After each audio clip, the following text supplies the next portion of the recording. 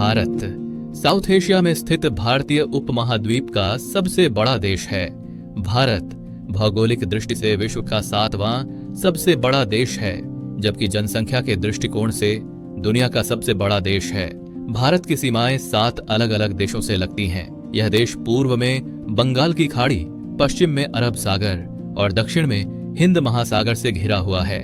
भारत की सीमाओं के भीतर 22 से अधिक आधिकारिक भाषाएं, कई धर्म और विभिन्न प्रकार के व्यंजन मौजूद हैं।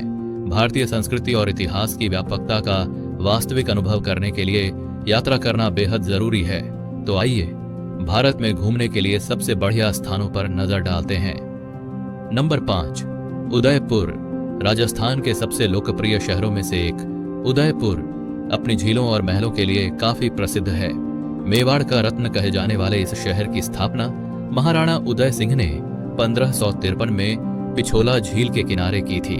यहाँ पिछोला झील के बीच सीप में मोती की तरह नजर आने वाला लेक पैलेस यहाँ के सबसे प्रसिद्ध स्थलों में से एक है।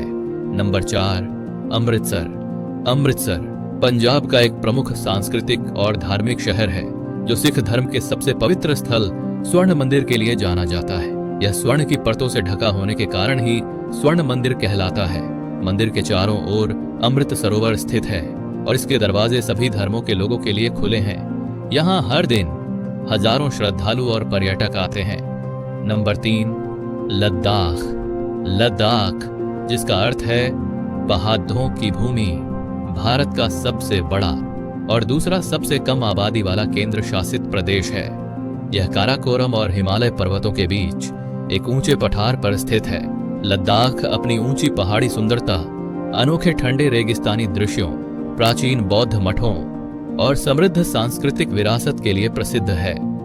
नंबर 2, गोवा। गोवा भारत के पश्चिमी तट पर एक छोटा सा राज्य है, जो अपने खूबसूरत समुद्र तटों, सुंदर स्थापत्य कला और इंडियन पोर्टुगाली संस्कृति के लिए प्रसिद्ध है। यहाँ छोटे बड़े लगभग 40 समुद्री तट हैं, जिनमें से कुछ अंतर्राष्ट्रीय स्तर के हैं। इसी कारण गोवा की विश्व पर्यटन मानचित्र पर अपनी एक अलग पहचान है। और आखिर में नंबर 1, वाराणसी।